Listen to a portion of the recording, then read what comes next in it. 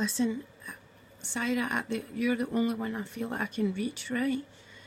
For the simple reason that you came to me, you tried to kill yourself on my wedding night, right? On my wedding day, you said to Harry, you were drunk, and you said in front of the whole wedding table, if anyone hurts my sister, I'll hurt them. And Harry got up and he ran out. He grabbed Leonie and he ran out with her as if he was playing with her. And I did not have a clue what was going on about Harry. Well, I did, because we did a wee fight about Thomas was too scared. Anyway, so I stuck up for Thomas, basically, to his dad. And I think that's probably why he wanted to marry me. But anyway, Saira, I'm trying to reach you, right? All I can remember is you coming to me telling me about the sexual abuse you've received, right?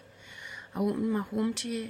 Thomas didn't want you around, you know, but I put up with his anger towards me to bring you into my house.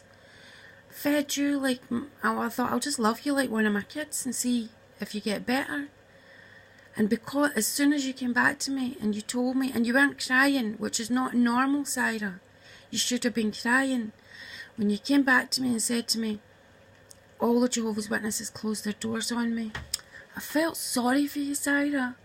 You know, if you've been suffered from sexual abuse and you go round and tell elders, you went round and told the elders as if to say, you know, you're men in godly power, could you please do something about this? And you went round, and I know you went round on your own, and you're like 5 foot, you know, just standing there at the door telling them, could you help me, my stepdad's sexually abusing me. And they all turned you away, and you came back to my house and you said to me, oh, they all turned me away. In fact, they slammed the doors on me, saying, don't you ever say anything like that about John McFadden. But I know you were telling the truth, because I was the one that had to put up with you wet in the bed all the time, and I know John was in the room. So all I'm saying to you is, Saira, whatever is going on in your head, you know, I personally don't think you would hurt anyone, right? I really don't. But I think you might hurt yourself. And you tried to save me at one point on my wedding day by saying, don't hurt my sister, you know. And I remember in school as well, even though you were so lonely and you never had any friends or anything, because you were a bit, well, everybody loved you, but you never had any close friends because no one understood you, you know. And I couldn't reach out to you as a sister because I didn't even know what love was. You know, I was angry in myself, and I just feel like it's so unfair that, you know, all these other people, when there is love between me and you, or there was, why is it everybody else has got something to say about it? I was proud to have you as my sister, even when you were unwell, because everyone could see that there was something special about you. You know, you kept your happiness up for other people. I don't ever think I ever heard you say it and sad. And when I look at your paintings, they're so sweet and lovely, and I think, where is that little girl, you know, that's drawing those little paintings? And I curse you, Betty McFadden. You know, you are the one that's evil and made her so sick. I heard you saying to her, I don't love you, Saira, because you remind me of the Cameron family. And I don't like the Cameron family. They're an embarrassment to me. And she said this to you as a child, and you were... What can a fucking child do to hear their mum saying, I don't like you? You're like 5, 6 years old, you know, it's not fucking right, it's not normal. I don't know how to help you, Saira, except to say to you, right, anything that you're going through right now, it's not your fault, it's the Jehovah's Witnesses' fault, you know.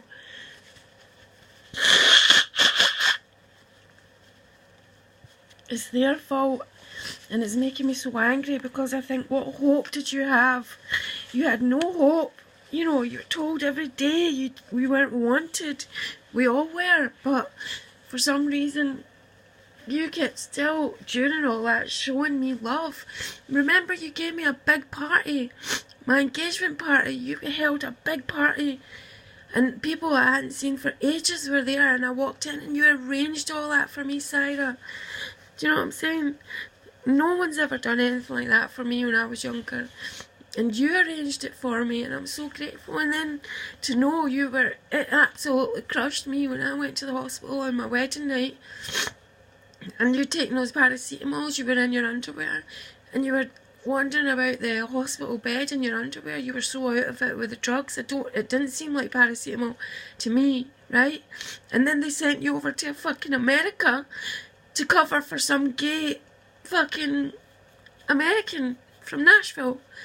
And you're Pakistani, and I know they're racist as fuck up there. And I know what was happening to you. You told me what was happening to you in that house. Saira, you've had the most horrible life, and I'm so happy that you've got paintings to be able to express who you are.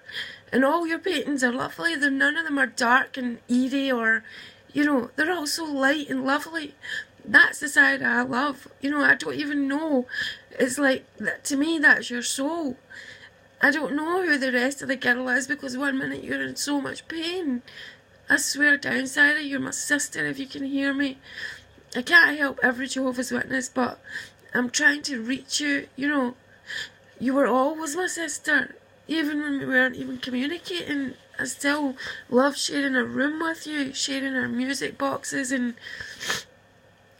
I'm sorry for any of the horrible things I did to you as well. Like, I didn't understand you well. I was just being a sister, wasn't I? And you tried to explain to me, not everyone's like you. You're so connected and switched on, and I'm just a wee freak. That's what you used to say to me. And I used to laugh, thinking what I thought was opposites attract.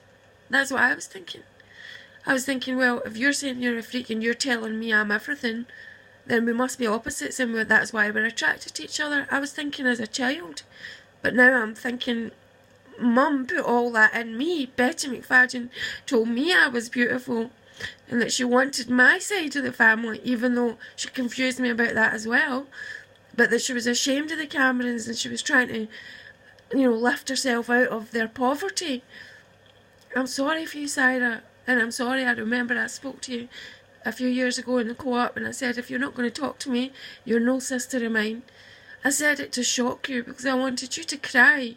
I wanted you to cry and say, my sister doesn't want me to be her sister. What's this all about?